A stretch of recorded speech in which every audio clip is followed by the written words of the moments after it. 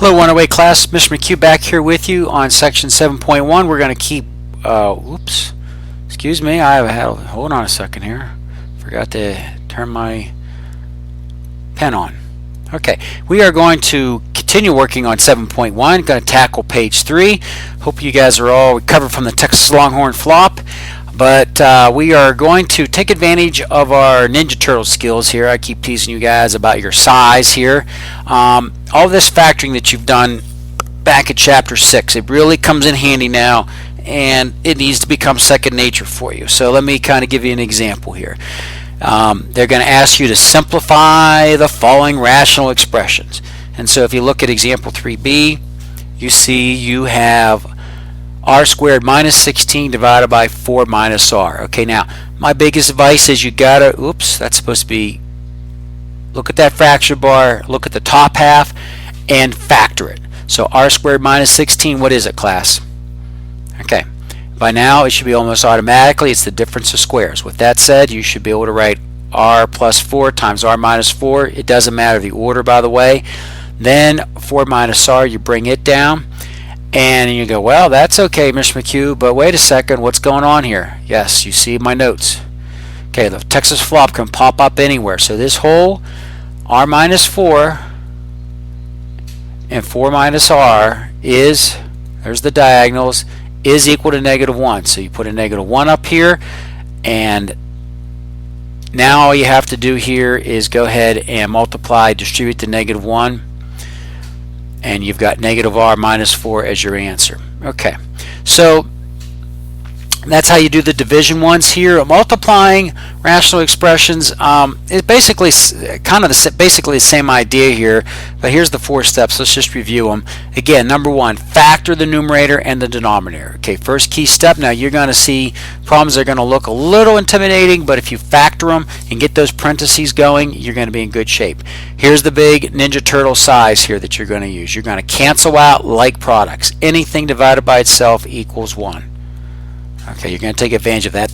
That's the simplification process.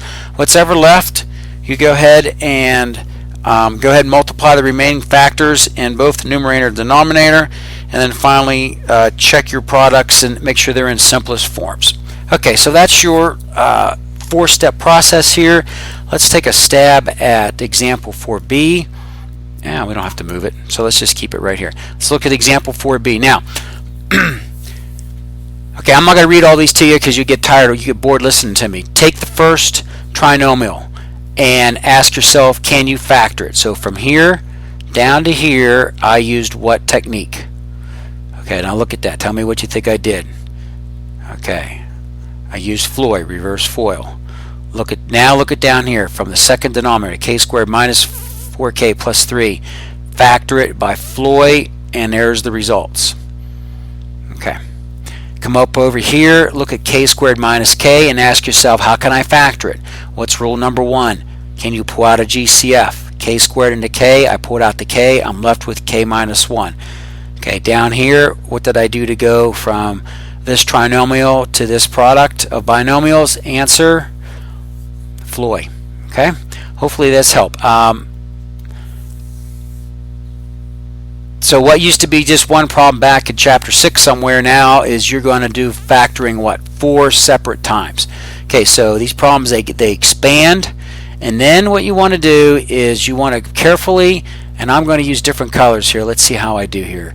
And the Ninja Turtles had 4 colors, and I forget who goes with who now. I need to write this down. I'm going to come over here and enjoy this, but you must be very careful because you've got powerful weapons here. If you cross out k plus 5 and cross out k minus 3, you're going to mess yourself up big time. So you got to accurately find k plus 3 in the numerator, k plus 5 in the denominator. Okay, now these, to me, I always enjoy doing this because all this hard work allows you to make terms go away, because anything divided by itself equals 1. Okay, pick another color. Let's go blue. I should have found the turtle names for you. I apologize. K minus 3, and where's another k minus 3? Over here. Okay, we're doing good. I don't know. Let's try yellow. Let's see how yellow looks. Do I have any more? K minus 1. I don't know. That's not really. You get the idea. I'll make it heavy. K minus 1. Okay, all that hard work And who's left standing? Okay, now don't forget what was left standing was, here's the k, so I brought that down, and k minus 4 is in the denominator, and boom, you're done. Nothing to simplify there. Okay, so that's the idea of multiplication. So let's try another one here.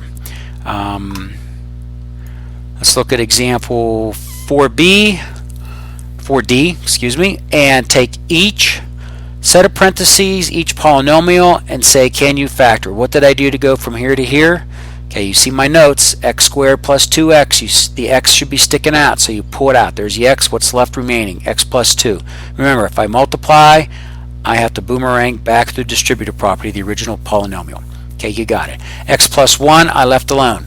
Up here, x squared minus 1. Now this one is a little tricky because you got to say, I don't know how to factor it, I don't see anything. And you got to go, can you take the square root of 1?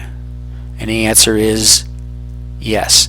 This is the difference of squares. DOS, difference of squares. So I wrote x minus 1. Remember, the square root of x squared is x. Square root of 1 is 1. Put them in as positions, write the opposite signs, or write the conjugate, and you've got it. Okay, so that's why that difference of squares was so important to teach to you guys. And don't forget this x squared minus 1 is the difference of squares. Okay, I wrote them all down there. Now let's go have some fun. Let's go find something we can cross out. Now I see,